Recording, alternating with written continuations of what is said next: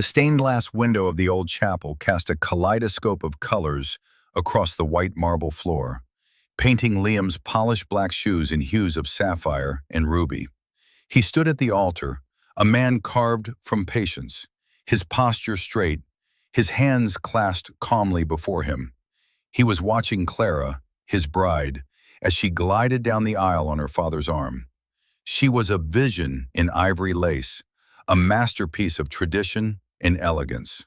Her smile was radiant, a practiced, perfect curve that reached her eyes but, as Liam now understood, did not touch her soul. He smiled back, a mirror of her performance, an act of supreme and devastating self-control. Just 10 minutes earlier, in the hushed quiet of a small antechamber near the main hall, he had paused to retrieve the small velvet box containing the wedding bands from his jacket pocket, ensuring it was still there. The door was slightly ajar, and through the crack he heard voices, Clara's and that of her sister Chloe. It was the sound of conspiratorial whispers, the kind that thrives in shadows. "Are you sure you're okay?" Chloe had asked, her voice laced with a nervous energy. "You seem jittery." There was a short, sharp laugh from Clara. It was a sound Liam knew well, the one she used when she found something cynically amusing. "Jittery? Of course I'm jittery. I'm about to chain myself to Mr. Safe and Sensible for the rest of my life."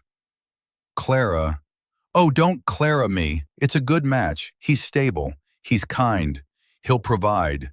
He won't ever challenge me," she said, her voice dripping with a casual condescension that felt like 1,000 tiny needles against his skin. Then her voice dropped lower, becoming a purr of shared secrecy, a thrilling little confession between sisters. "Besides, I got my fireworks last night." A pause, a weighted, terrible silence. "What are you talking about?" Chloe's voice was a strained whisper. "Don't be dense, Chloe. I was with his brother last night, with Ethan." The world for Liam did not shatter. It did not explode. Instead, it clarified. It was as if he had been looking at a blurry photograph his entire life, and in that single, brutal moment, it had snapped into perfect, horrifying focus. The floor did not drop out from under him. The air did not leave his lungs. Instead, a profound and icy calm settled deep within his bones. He heard the words, processed their meaning, and understood the full scope of the betrayal not as a wound, but as a piece of data, an equation that had been missing its final, crucial variable. He stood there, unseen, for a long, silent moment. He heard Chloe's panicked hiss, Clara's dismissive shushing, the rustle of her dress as she prepared to make her grand entrance. He said nothing. He did not confront her. He did not call out his brother's name. He simply turned, walked back to his position at the altar, and waited. He waited for the woman who had just confessed to sleeping with his brother to walk toward him, to become his wife. He thought she was marrying a simple architect, a man of modest means and even more modest ambitions. She didn't know the truth. Within a few short weeks, her entire world, a world built on the fragile foundations of status and deceit, would be demolished. And he, the simple architect, would be the one holding the demolition orders. We all have moments that define us, moments where we choose who we are going to be. This was one of them for Liam. It's a powerful story about dignity and the quiet strength that so many people underestimate. If you enjoy stories where true worth wins out in the end, I hope you'll stick around. Maybe like this video and subscribe to the channel so you don't miss what happens next. And I'd love to know where you're watching from. Drop your city or country in the comments below. It's always amazing to see how far these stories travel. Now, back to the wedding. The ceremony proceeded like a perfectly rehearsed play. Liam met Clara's father, shook his hand firmly, and took Clara's arm. Her skin was cool.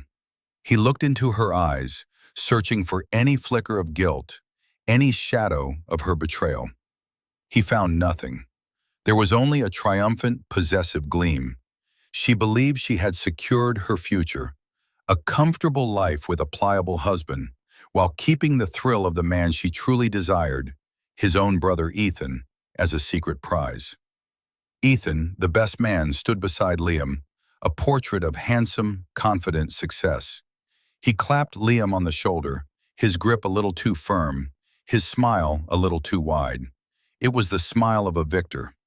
Liam met his gaze and saw it all: the shared arrogance, the secret mockery, the utter contempt they both held for him.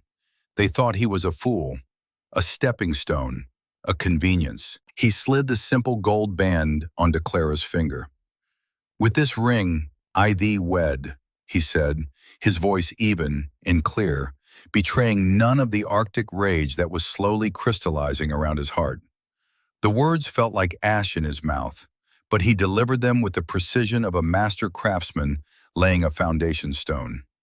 This, too, was part of the structure he was now building, a structure of consequence. Clara repeated her vows, her voice filled with a convincing, breathy emotion that would have fooled any other man. "To have and to hold, from this day forward, for better, for worse, for richer, for poorer." The irony was so thick, so grotesquely potent, that a lesser man might have laughed.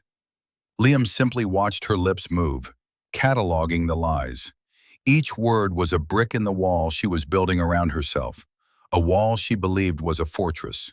She had no idea it was a prison. The reception was held in the grand ballroom of a historic hotel, a place of soaring ceilings, crystal chandeliers, and opulent floral arrangements.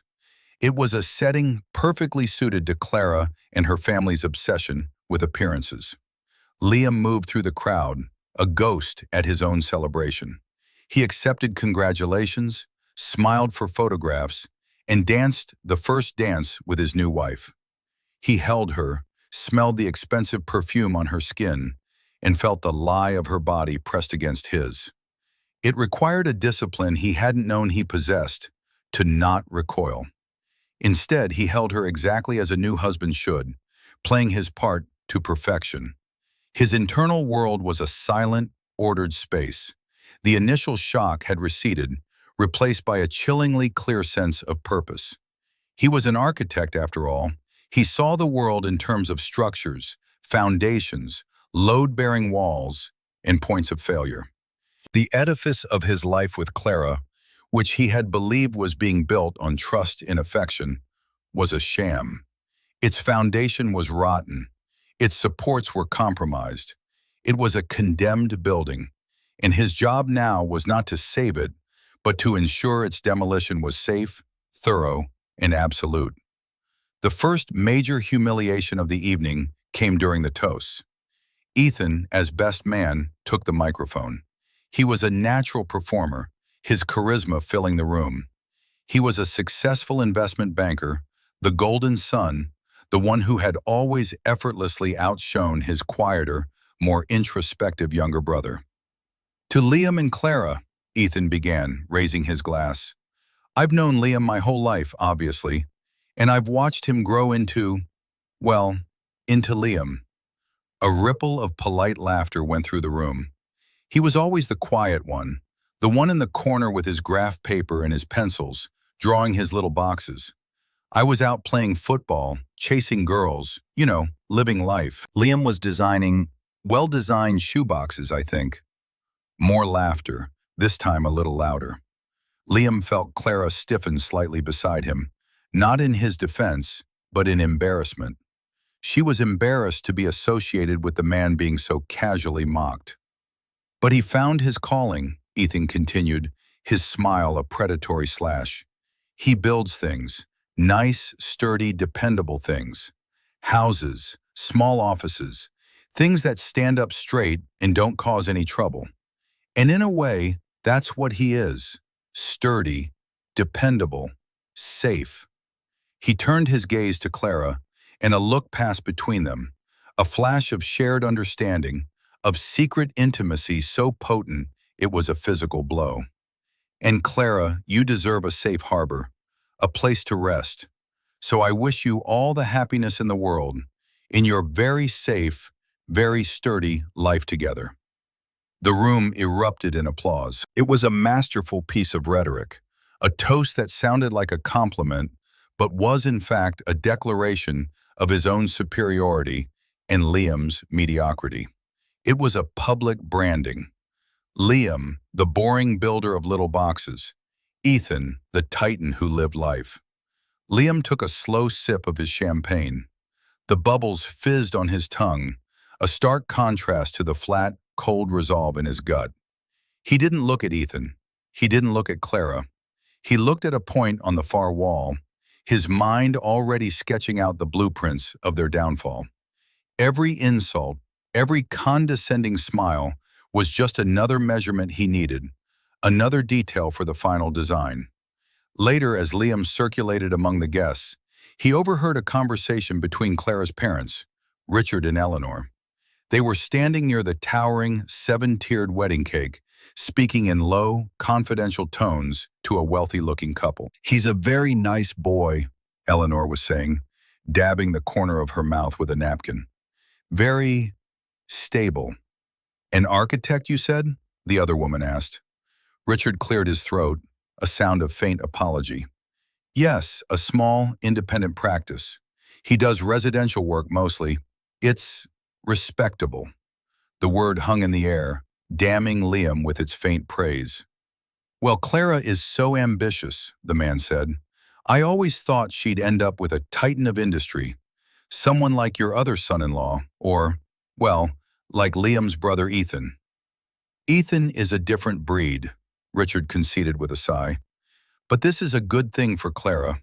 Liam will be a steadying influence. He won't get in her way. He adores her, and frankly, a man like that is much easier to manage.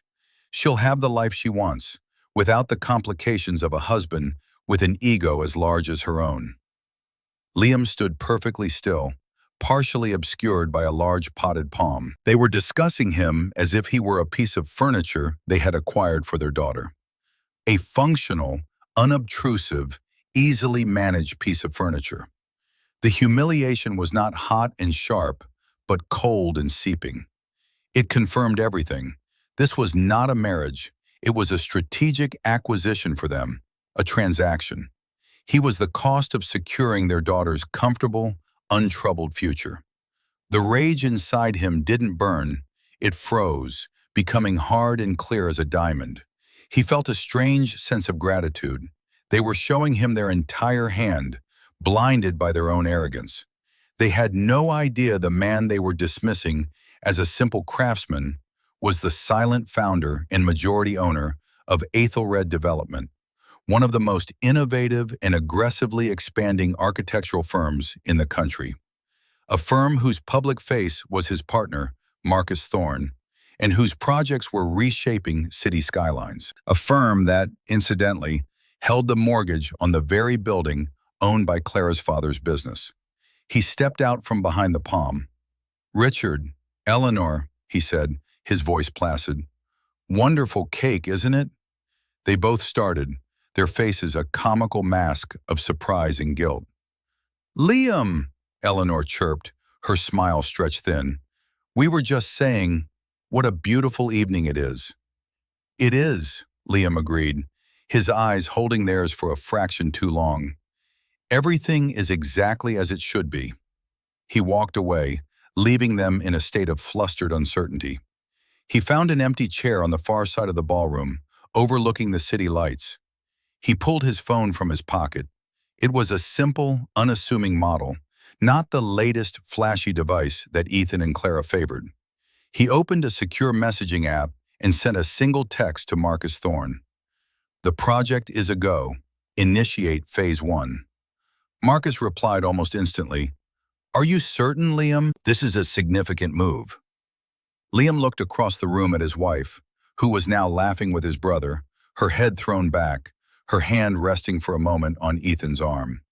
The gesture was casual, proprietary, and utterly damning. He typed his reply. "I've never been more certain in my life. Proceed as planned. And Marcus, liquidate my personal holdings in the Sterling Fund. All of them. Move it to the holding account." The Sterling Fund was managed by Ethan's firm. It was a significant portion of Liam's personal wealth, a fact Ethan often lorded over him, believing it was a small, piddling investment. He had no idea it was a multi-million-dollar position, large enough that its sudden removal would trigger alarms and create a significant liquidity problem for Ethan's department. It was the first move in a very complex game, a quiet, unseen tremor sent out to shake the foundations of their gilded world. He put the phone away and took a deep breath. The music swelled, the laughter continued, the champagne flowed. To everyone else, it was a joyous wedding reception. For Liam, it was the beginning of a controlled demolition. He had been humiliated. He had been betrayed. He had been dismissed. But he was not a victim. He was an architect. And he was about to build a monument to justice, brick by painful brick. The days that followed the wedding unfolded in a haze of surreal domesticity. They moved into the modest but elegant house Liam had designed and built himself years ago. A home he'd always imagined filling with warmth and laughter. Now its clean lines and open spaces felt like a stage for a hollow performance. Clara filled it with her expensive possessions, her designer clothes spilling from the closets, her art gallery catalogs cluttering the coffee table. She treated the house not as a home, but as a backdrop for the life she intended to lead. "It's a lovely little house, Liam," she said one afternoon, running a critical eye over the minimalist living room. "Very functional. Once we have the means, we can look for something with a bit more presence, perhaps in the hills." Liam was sketching at his drafting table, a beautiful old oak piece that had been his grandfather's. He didn't look up. "I like it here," he said quietly. "Of course you do," she said, her tone laced with affectionate pity. "It's your creation, but you have to think bigger, darling. We have to think bigger." He thought of the 50-story residential tower his firm was breaking ground on downtown, a project that had been lauded in international design magazines. He thought of the sprawling, eco-conscious corporate campus he was designing for a tech giant in Silicon Valley. He thought of the portfolio of properties his holding company owned across 3 states. He looked at the simple lines of the birdhouse he was sketching for the garden. "Bigger isn't always better," he murmured. Her sigh was audible. It was the sound of a woman burdened by her husband's lack of ambition. This became a recurring theme. Clara, with the full-throated support of her family and Ethan, had taken it upon herself to mold Liam into something more presentable, more successful. A week after the wedding, Ethan invited them to dinner at a ridiculously expensive restaurant where the portions were minuscule and the prices astronomical. It was a power play designed to emphasize the gulf between his world and Liam's. "So Liam," Ethan began, after ordering a bottle of wine that cost more than Liam's monthly grocery bill, or what Ethan assumed was his monthly grocery bill. "Still drawing your blueprints? Any exciting garden sheds or garage extensions on the docket?" Liam met his brother's smug gaze over the rim of his water glass. "A few things, keeping busy." "You know," Ethan said, leaning forward conspiratorially, "I could make a few calls for you. My firm, we finance major construction projects, real ones, skyscrapers, stadiums. I could get your little portfolio in front of some junior analysts, maybe get you a gig designing a lobby restroom or something. A foot in the door." Clara, who was seated next to Ethan, placed a hand on his arm. "That's so thoughtful of you, Ethan. Liam just needs a little push. He has the talent, he just lacks the aggression." They were a team, a united front of condescension. They spoke about him as if he weren't there, a project they were collaborating on. Liam felt a familiar coldness settle over him. He had spent his entire life in Ethan's shadow. Ethan, the star athlete. Ethan, the financial prodigy. Ethan, the favorite son. Liam had always been the quiet, artistic one, the one whose achievements were measured on a different, seemingly smaller scale. Their parents had encouraged it, praising Ethan's tangible, monetary success, while treating Liam's passion for design as a quaint hobby that had miraculously turned into a modest living.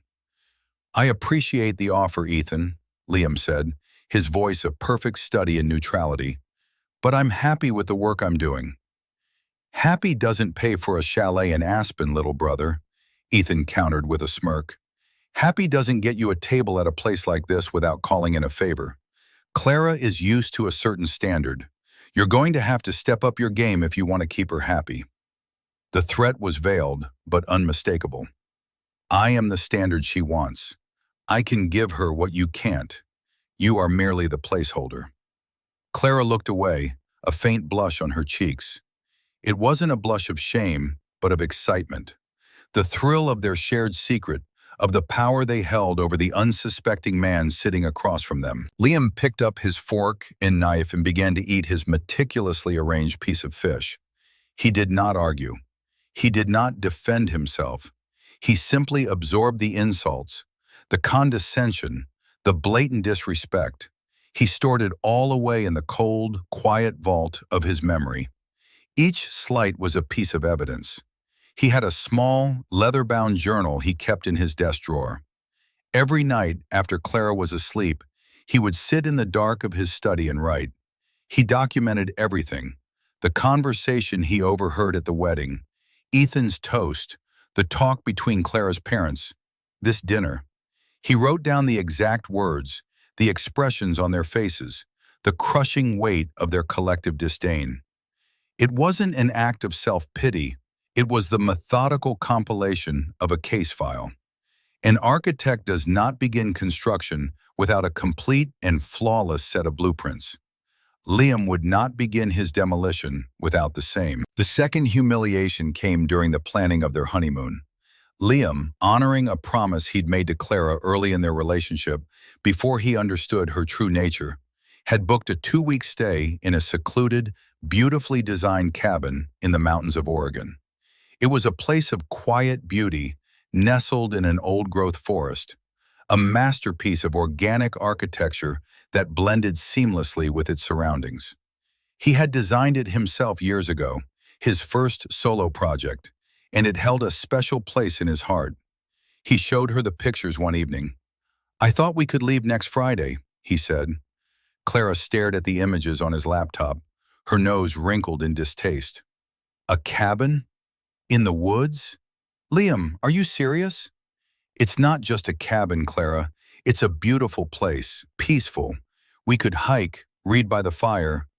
"Read by the fire?" she echoed, her voice incredulous. "Is that your idea of a honeymoon? Where's the glamour? Where's the excitement?" "My friends are going to Mykonos, to St. Bart's. Chloe and her husband went on a yachting trip through the Amalfi Coast. And you want to take me to a log cabin to read?" "I thought you loved the idea," he said, his voice dangerously quiet. He remembered her face when he'd first described it to her. The way she'd said it sounded romantic and perfect. That, too, had been a lie. "I was being polite, Liam," she snapped, her patience finally wearing thin. "It was a sweet, naive little fantasy. But this is reality. I'm not a Girl Scout. I need stimulation. I need culture. I need more." The word hung between them. More. It was the story of their relationship. He was never enough. His love was not enough. His life was not enough. His ambition was not enough. "I've already paid for it," he said, his gaze locked on the screen. "Then unpay for it," she said dismissively. "Call them and cancel. I'll look into a proper trip. Something in the south of France, perhaps. Ethan knows a concierge service that can arrange everything." She mentioned his brother's name without a flicker of hesitation. It was a weapon she wielded with casual cruelty, a constant reminder of the man she saw as his superior in every way. Liam slowly closed the laptop. He did not raise his voice. He did not argue. He simply nodded. "All right, Clara." Her face softened, her victory secured. She came over and kissed the top of his head. "Thank you for understanding, darling. I know you mean well. You just don't always get it." That night he made 2 calls. The first was to the property manager of the Oregon cabin, instructing them to keep the booking but to prepare it for a single guest. The second was to Marcus. "Marcus," he said, his voice low, "it's time for phase 2. "Already?" Marcus sounded surprised. "The preliminary financial reports from Ethan's division are already showing instability from your pullout. Are you sure you want to escalate?" "They're planning a trip to the south of France," Liam said, the words tasting like poison. There was a pause on the other end of the line. Marcus, his friend and partner of 15 years, the only other person who knew the full extent of Liam's wealth and identity, understood everything. He knew the history with Ethan, the lifelong rivalry. He had been wary of Clara from the beginning. "Phase 2 initiated," Marcus said, his voice now hard as steel. "The bid for the Henderson property goes in tomorrow, 5% over asking. Full cash offer. Richard and his partners won't be able to compete." The Henderson property was a prime piece of commercial real estate that Clara's father, Richard, had been boasting about acquiring for months. It was the cornerstone of his company's 5-year expansion plan. Its loss would be a significant, potentially crippling blow. "And Marcus," Liam added, looking out the window at the dark, silent trees. "The anonymous offer for Clara's gallery, double it." Clara co-owned a small, struggling art gallery, a vanity project largely funded by her parents. It was her primary claim to a career, to an identity outside of her social standing. An anonymous buyer had made a lowball offer a month ago, which she had indignantly refused. A new, absurdly generous offer would be an irresistible temptation, a chance for her to cash out and claim a massive success. It was a baited trap, and Liam knew her vanity and greed would make her walk right into it. The money for the purchase would come from one of his own anonymous shell corporations. He would be buying the gallery she used as a symbol of her independence. He hung up the phone. He was not just tearing down their lives, he was acquiring the pieces. He was becoming the silent, invisible owner of their ambitions. The humiliation he felt was being transmuted, forged into a tool of breathtakingly precise justice. He felt no joy, only a grim, resolute certainty. The storm was gathering, and he was the one directing the winds. The third major humiliation was perhaps the most intimate and cutting. It happened during a family brunch at his parents' home a few weeks into the marriage. It was the first time the whole family had been together since the wedding. Liam's parents, Arthur and Mary, loved both their sons, but their pride in Ethan's flashy, monetary success had always been more vocal, more tangible. They sat in the sun-drenched dining room, the table laden with food. The conversation inevitably turned to work. "Ethan, your father was just telling me about your bonus this year," Mary said, beaming at her eldest son. "It's just astounding. We can't even comprehend that much money." Ethan waved a dismissive hand, a performance of false modesty. "It was a good year for the market. We made the right moves." "He's being modest," Clara chimed in, her hand resting on Ethan's shoulder as she leaned over to grab a piece of fruit. "He's the top performer in his division. They're calling him the King Midas of Wall Street." Liam watched the casual intimacy of the touch, the way his wife looked at his brother with undisguised admiration. His parents, blinded by their adoration for their golden boy, saw nothing amiss. Arthur turned to Liam, his expression shifting from pride to a kind of gentle, paternal concern. "And you, son? How are things at your studio?" "Things are good, Dad. I have a few interesting projects in the works," Liam replied. "That's nice," Mary said, her smile becoming slightly fixed. It was the same tone she'd used when he was a child showing her a macaroni necklace. "It must be so satisfying to work with your hands, to create something, even if it's small." "Your mother is right," Arthur added. "There's a nobility to it. Not everyone is cut out for the kind of pressure Ethan is under. It's good you found your niche, a place where you're comfortable." They were, in their own well-meaning way, consigning him to a life of respectable mediocrity. They were drawing a line, with Ethan on one side, the side of success, power, and importance, and Liam on the other, in his safe, small, comfortable niche. The comparison was constant, relentless, and had been the background radiation of his entire life. But now, filtered through the knowledge of Clara's and Ethan's betrayal, it was unbearable. It was the justification for their actions. Why shouldn't they betray him? In their eyes, he was the lesser brother, the lesser man. He wasn't important enough for his feelings to matter. Ethan leaned back in his chair, savoring the moment. "Don't worry about him, Mom. I'll look after him, and I'll make sure Clara has everything she needs." The implicit statement was clear, because Liam can't. Liam placed his napkin on the table. The urge to unleash the torrent of truth was immense. The desire to shatter their comfortable illusions, to wipe the smug look off Ethan's face and the pitying smile from his parents' lips, was a physical force. But he restrained it. The time was not right. The foundation was not yet fully prepared for the final charges. A premature detonation would be messy, unsatisfying. His response had to be as elegant and undeniable as one of his own designs. He stood up. "If you'll excuse me," he said, his voice perfectly level, "I need to make a quick call." He walked out into the garden, the same garden where he and Ethan had played as boys. He could see their faint initials carved into the old oak tree decades ago. EH plus LH. He pulled out his phone, his fingers moving with practiced speed. He didn't call Marcus, he called his personal lawyer. "David," he said, "it's Liam. I need you to draw up 2 sets of documents. The first is divorce papers, cite infidelity. The second is a civil complaint for damages against Ethan Hayes and Clara Hayes, née Vance, for conspiracy to commit fraud and intentional infliction of emotional distress." "Liam, are you all right?"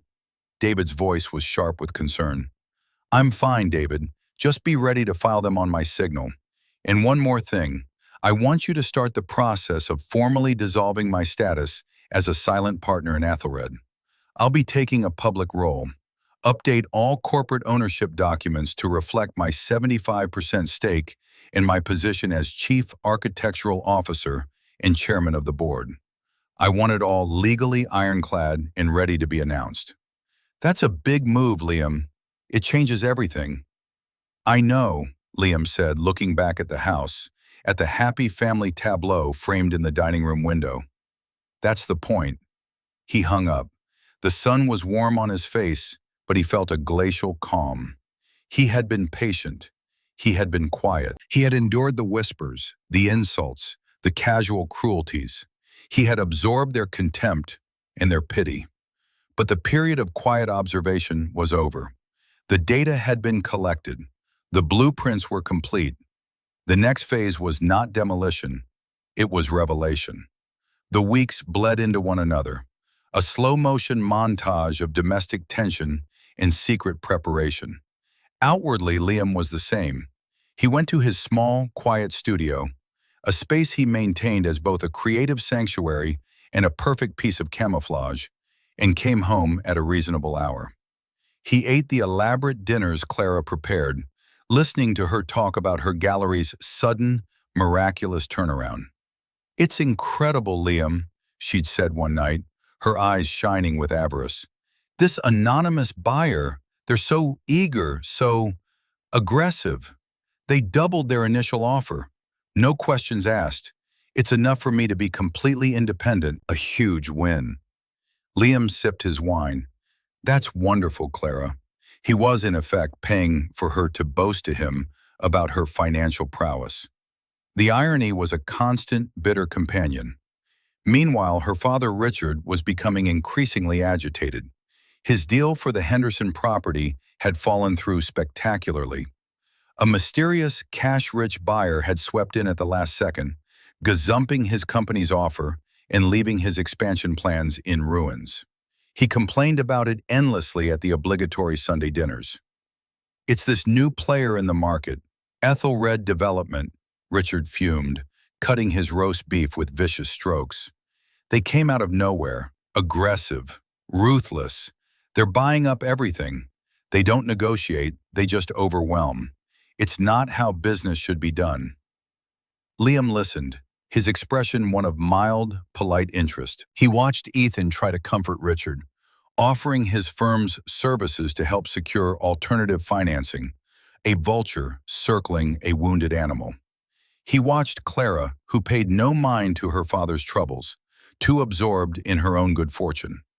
They were all so consumed by their own narratives, their own greed and ambition, that they couldn't see the invisible threads connecting all these events. They couldn't see the architect drawing the lines. The planned honeymoon to the south of France was fast approaching. Clara had booked everything through Ethan's concierge: first-class flights, a suite at the Hotel du Cap Eden Rock, reservations at Michelin-starred restaurants. The cost was astronomical, and she'd presented the bill to Liam with an expectant smile. "It's all set, darling," she'd said.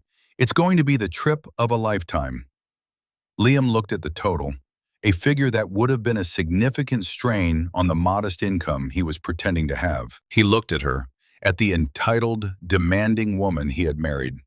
He simply nodded and transferred the full amount from one of his smaller, personal accounts. The gesture seemed to surprise and placate her. She saw it as his final capitulation, his acceptance of her dominance in their life. He saw it as the final purchase of his ticket to the final act. He let the charade continue for 2 more weeks. He played the part of the dutiful, slightly overwhelmed husband. He endured their family gatherings, their condescending advice, their secret, shared glances. He felt like a spy deep in enemy territory, gathering the last pieces of intelligence before the invasion. The strain was immense, a constant, low-frequency hum of rage and grief beneath his placid surface. But his discipline held. He had a plan, and the plan required one final, perfect setting. He chose the occasion himself. He announced that, as a belated wedding gift to their parents, and to celebrate his and Clara's new life, he wanted to host a formal dinner. He would have it catered at his parents' home, a gesture of filial duty. "What a lovely idea, Liam," his mother said, surprised and pleased. "It's not like you to be so proactive." "He's learning," Clara said, patting his arm. She saw it as another sign of her successful training program. The night of the dinner arrived. It was a cool evening in early autumn.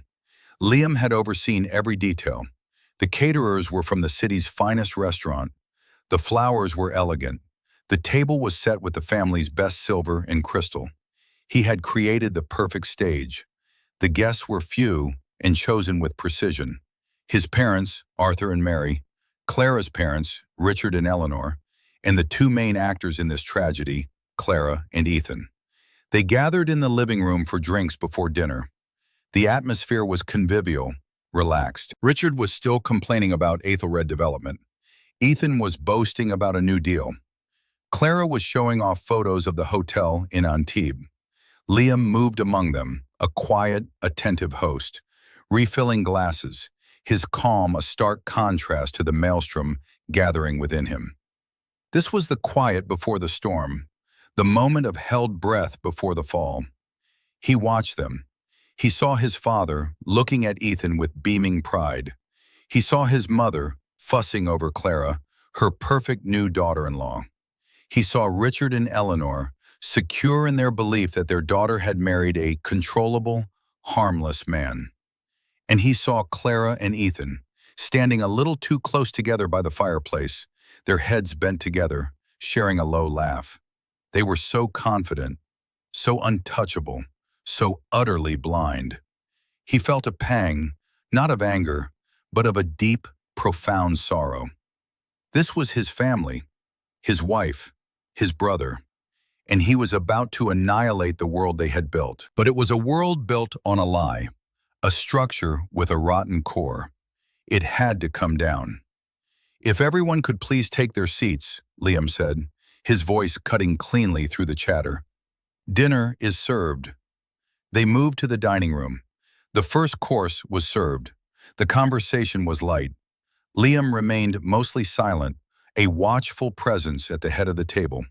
He ate little, his mind focused, his senses heightened. He was waiting for the perfect moment. It came, as he knew it would, from Ethan. After the main course plates were cleared, Ethan raised his wineglass. "Another toast," he said, his voice expansive. "To my little brother Liam, for proving us all wrong and hosting such a sophisticated evening. And to Clara for her brilliant business sense, selling that dusty old gallery for such a fortune. It seems success is finally starting to rub off on the family." He winked at Liam. "Maybe there's hope for you yet." This was it. The nexus of all their arrogance, all their condescension, in one perfect, crystalline moment. Liam set his glass down. The small sound echoed in the sudden quiet.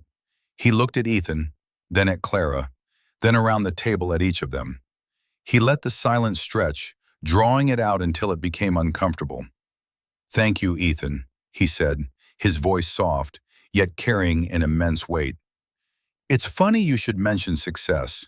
I've been thinking a lot about it lately, about what it means, about how we measure it." He looked at Clara. "You believe success is selling your gallery for a massive profit. A brilliant move, you called it."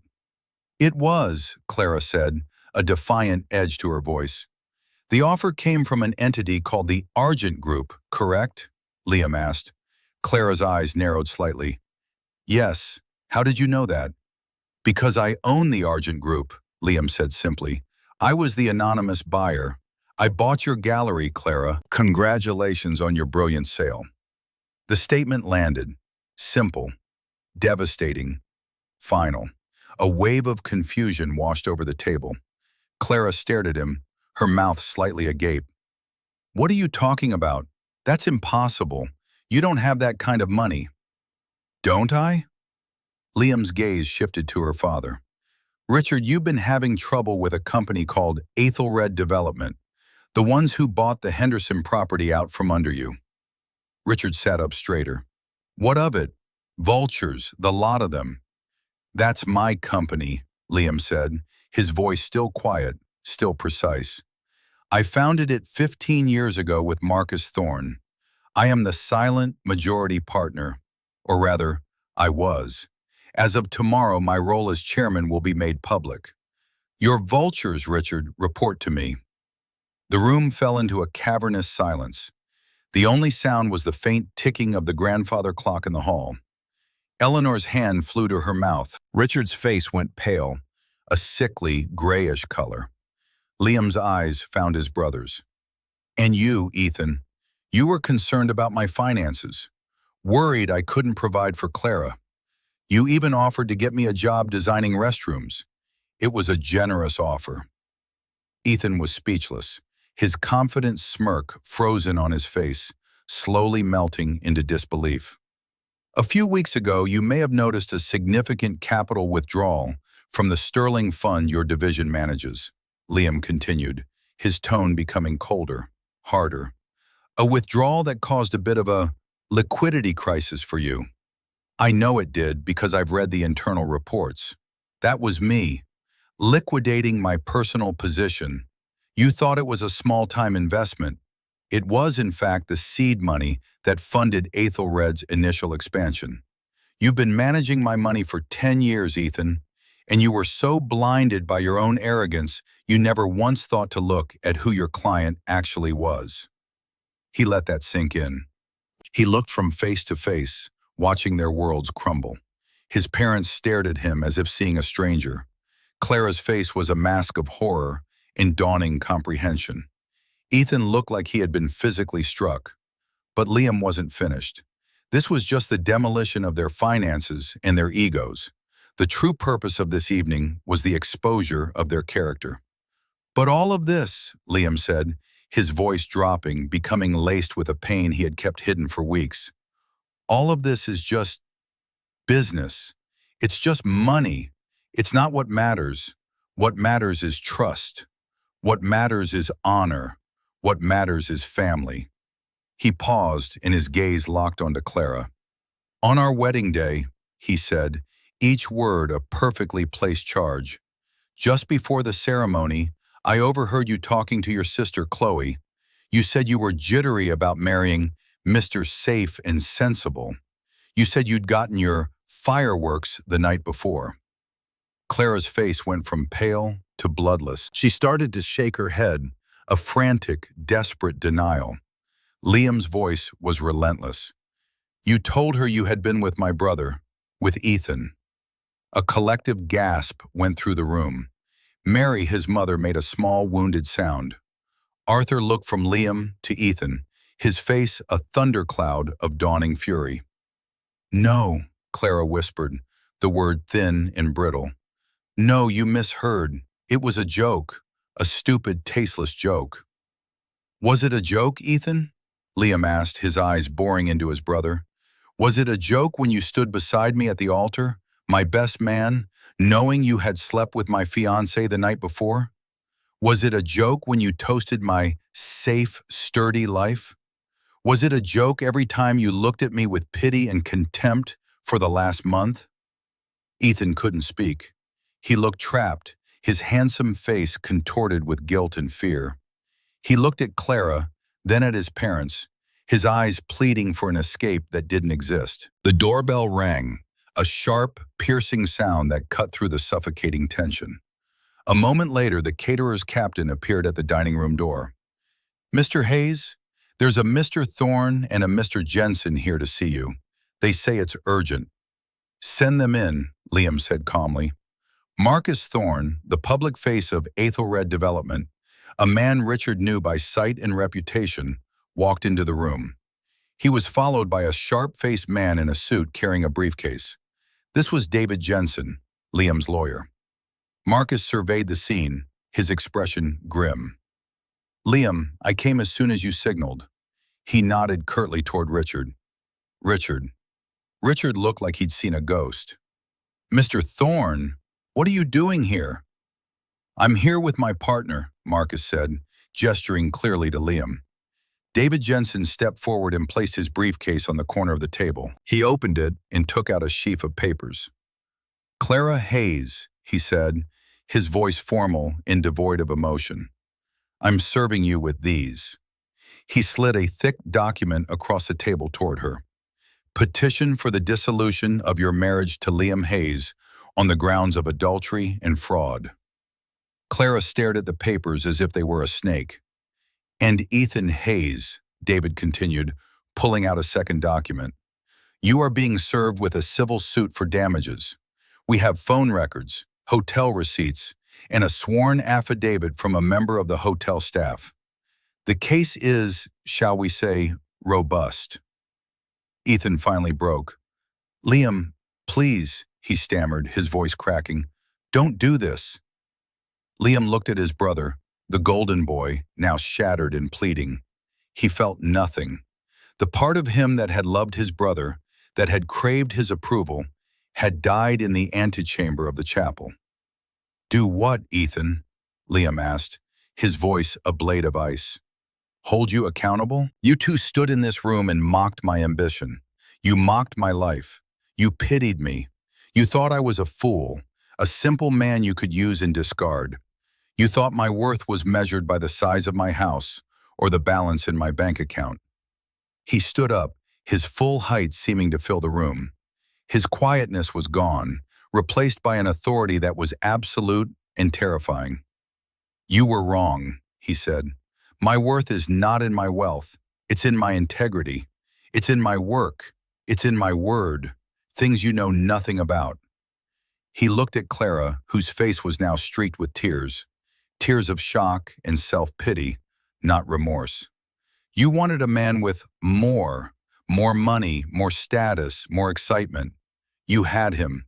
You had a man who built a billion-dollar company from nothing, who owns half the properties you admire, who could give you a life beyond your wildest dreams. You had him, and you cheated on him with his brother because you were too blind and too shallow to see who he was. He turned to his parents, whose faces were etched with shame and sorrow.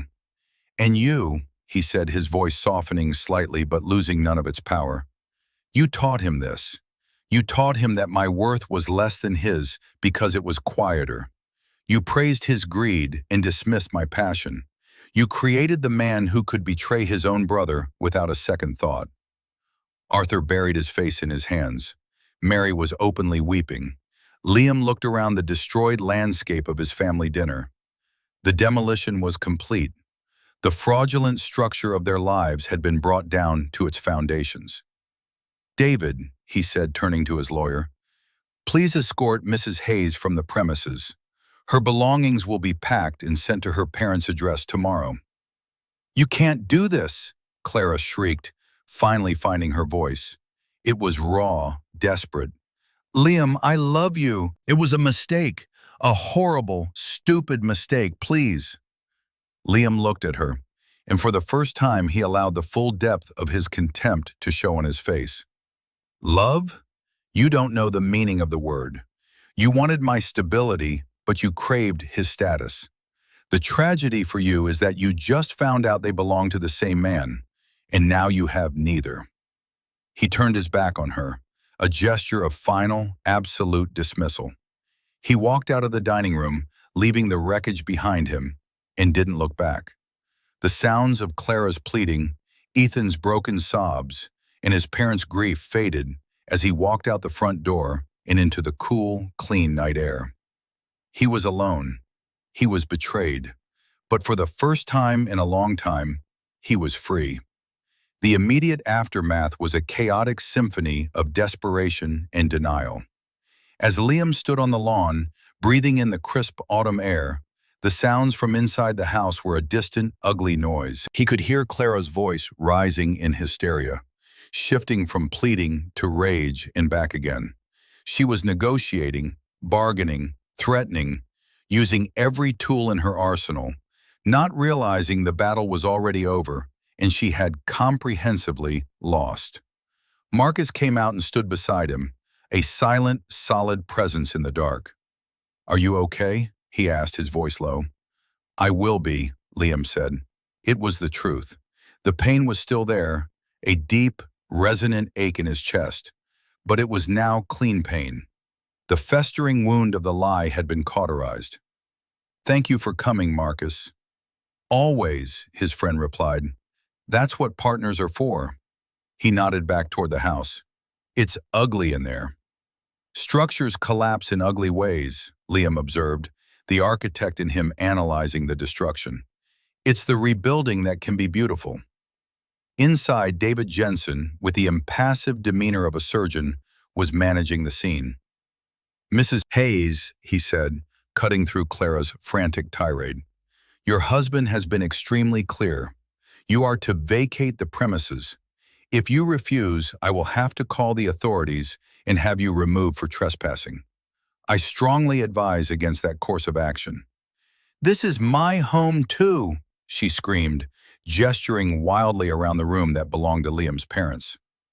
"Legally, your primary residence is the house owned solely by Liam Hayes, which you are no longer welcome in," David stated calmly. "This house belongs to Arthur and Mary Hayes. I suggest you appeal to them." Clara turned her tear-streaked face to her in-laws. "Mary, Arthur, please, talk to him. He'll listen to you." Mary couldn't even look at her.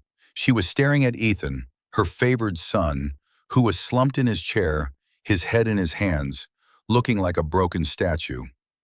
Arthur, however, stood up. His face was pale, his hands were trembling with rage, but his voice was firm. "Get out of my house," he said to Clara, his voice low and guttural. "What?" she stammered, shocked. "You heard me," Arthur said, taking a step toward her. "You came into our family under false pretenses. You dishonored my son. You conspired with him." He couldn't bring himself to look at Ethan. "You are no longer welcome here. Get out." Clara's parents, Richard and Eleanor, were frozen in their seats, their faces a mixture of horror and humiliation. Their grand strategic alliance, their daughter's brilliant match, had just imploded, taking their own dignity with it. Richard's mind was reeling, not just from the family drama, but from the revelation that the man he had dismissed as a simple architect was the very corporate predator who was dismantling his business empire. He was ruined, and the agent of his ruin was his own son-in-law. Eleanor finally found her voice, a weak, trembling thing. Come, Clara, let's go. She tried to take her daughter's arm, but Clara shook her off. No, I'm not leaving. Liam, she screamed toward the empty doorway. Liam, you owe me an explanation. You can't just do this. From the lawn, Liam heard her. He didn't move. He had given his explanation. It was elegant, thorough, and final. There was nothing more to say. Ethan finally looked up. His face was a ruin. Dad, he whispered. Arthur turned his furious gaze on his eldest son.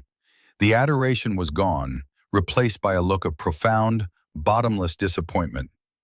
Don't you speak to me, he said, his voice shaking. You are a disgrace to this family, to your name. I don't even know who you are. He walked over to Ethan, not with violence, but with a terrible, weary finality. Give me your house keys. Dad, what? Your keys, Arthur repeated, his hand outstretched. The house you live in, the car you drive, the credit cards in your wallet, they all come from me, from the family trust I set up for you, the trust that I control. As of this moment, you are cut off. You are on your own. You can't, Ethan gasped. My job, my life. Your life was built on a lie, just like hers, Arthur said, his voice breaking. You have your King Midas touch. Go use it. See what it's worth when you have nothing to start with. See what it's like to be Liam. The poetic justice of it was brutal. Ethan, the man who had always had everything handed to him, was being stripped of it all, forced to face the world with none of the advantages he had taken for granted. He was being made to walk in the shoes he had so long looked down upon. Eventually, the sounds from the house subsided. A car door slammed. Richard and Eleanor were taking their weeping, broken daughter home. Liam saw the car's headlights sweep across the lawn before it sped away into the night. A few minutes later, another car started, a smaller, less expensive model. Ethan. He drove away without a word, banished into a new life of his own making. Liam finally walked back inside. The dining room was a scene of devastation. Half-eaten plates of exquisite food lay abandoned, overturned glasses. His parents sat in their chairs, looking aged and fragile. David and Marcus were packing up their briefcases. The initial filings are done, David said softly. We'll proceed as you instructed. Liam nodded. He walked over to his parents. His mother looked up at him, her eyes red and swollen. Liam, she whispered, we are so sorry. We were blind. Yes, Liam said not unkindly. You were. There was no point in absolution, not yet. The truth had to be allowed to settle, to reshape them all. What you've built, his father said, his voice full of a new, dawning respect. Aethelred, all of it. You did it all on your own, quietly, while we were praising him for gambling with money you'd earned. The self-loathing in his father's voice was profound. I didn't do it for praise, Liam said. I did it because I love to build things. That's all. He left them there in the wreckage of their family dinner and drove home, to his house, his quiet, elegant, functional house. He walked inside and the silence was no longer a performance. It was real. The scent of Clara's perfume lingered faintly in the air, the last ghost of a life that had never truly existed. He opened all the windows, letting the cool night air sweep through, cleansing the space. He went to his study, took out the leather-bound journal, and on a fresh page, he wrote a single entry. Phase 3, Reconstruction. The weeks that followed were a quiet storm of legal and personal reconstruction.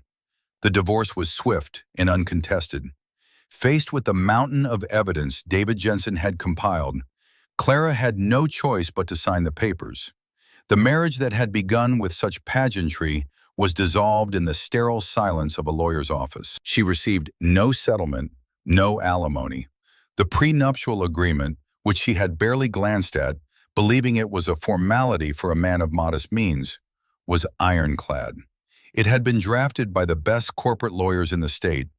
She was left with nothing but the money from the sale of her gallery, money that Liam had given her, a final, bitter irony. Her social fall was as swift as her divorce. The story, in its broadest strokes, leaked out. The high society circles she moved in were merciless. She was no longer the brilliant, ambitious woman who had married well. She was the fool who had been caught, the adulteress who had blown her chance at an unimaginable fortune. Her friends abandoned her. Her phone stopped ringing. She was forced to move back in with her parents, into a house that was now shadowed by her father's financial ruin. Richard's company, unable to secure the Henderson property and outmaneuvered at every turn by the newly aggressive Aethelred development, was forced into a fire sale of its assets. Aethelred, through another subsidiary, bought the most valuable pieces for pennies on the dollar. Liam now owned the remnants of his ex-father-in-law's legacy. Ethan's downfall was even more precipitous.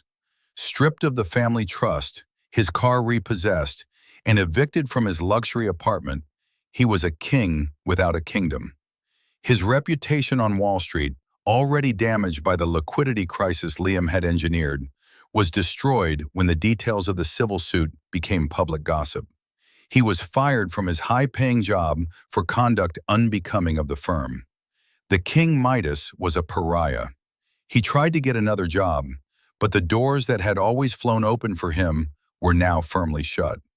He was forced to take a menial job in sales, living in a small, rented room, the weight of his arrogance now a crushing burden. He had to learn to live as the man he had once mocked. Liam, meanwhile, stepped into the light. The announcement of his role as chairman and chief architectural officer of Aethelred Development sent shockwaves through the industry. His photo was on the cover of business magazines. His designs, which he had created in quiet anonymity, were now celebrated under his own name. He moved his office from his small, hidden studio to a stunning corner office on the 48th floor of the tower his firm had just completed, the very building he had been sketching when Clara had belittled his ambition. He didn't revel in his newfound public status. He simply inhabited it.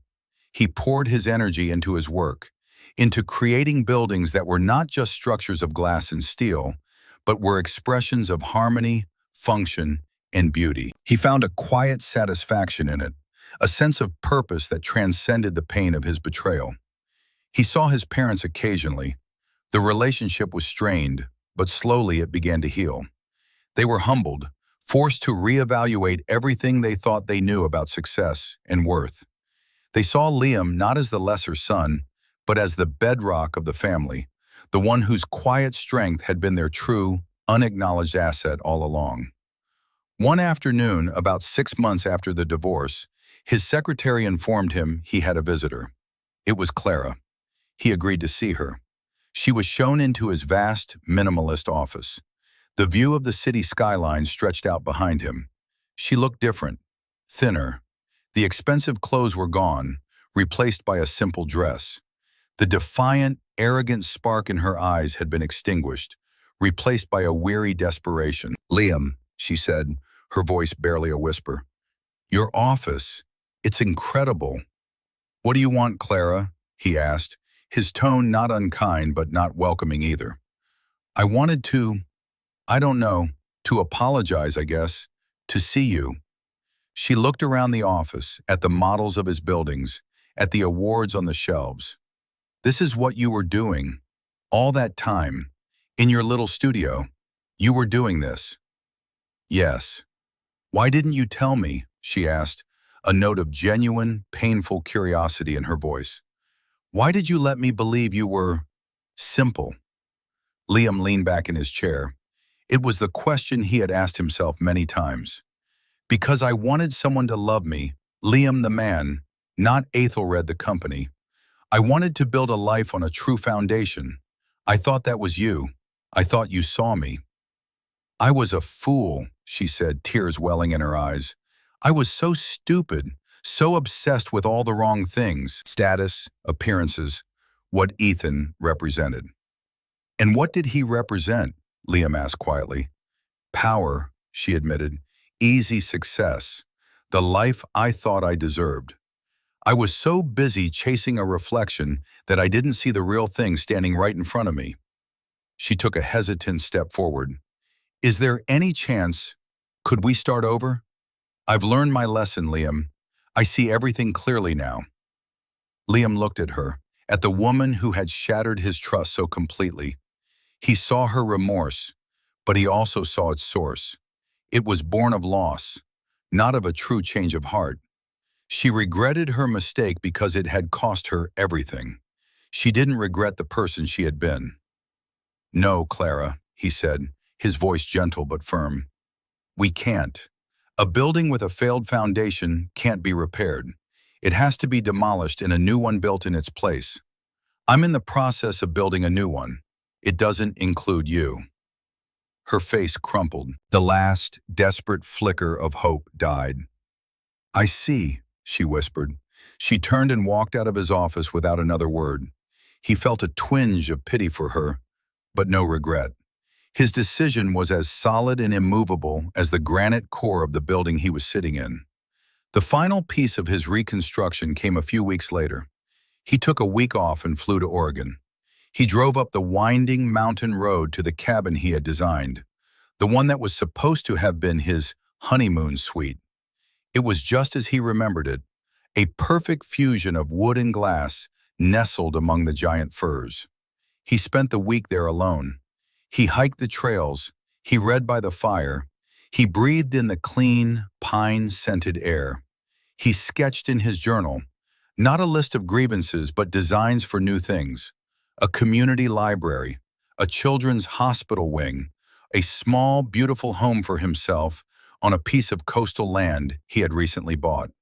He was healing. The anger had faded, leaving behind a quiet wisdom.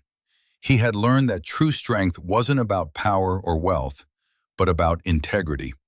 It was about knowing your own worth, even when no one else can see it.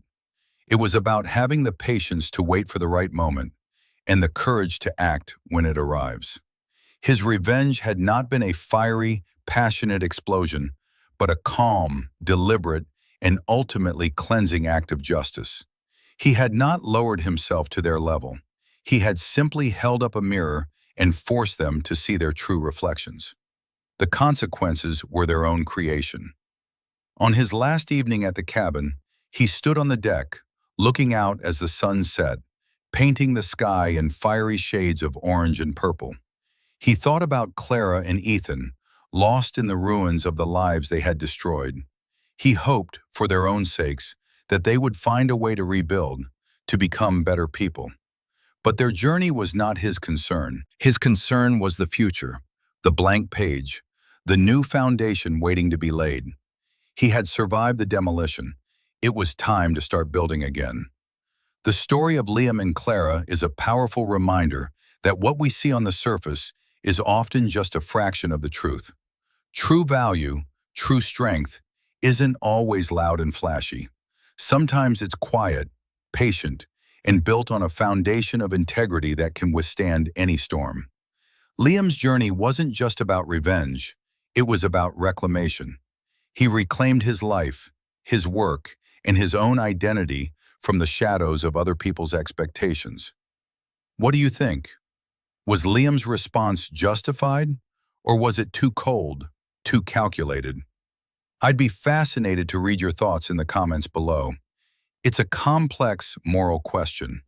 And if you found this story compelling and want more tales of justice, redemption, and the quiet power of the underdog, please consider liking this video and subscribing to the channel. It helps more than you know. Thank you for watching, and no matter where you are in the world, I hope you're building your own life on a foundation that is strong, true, and entirely your own.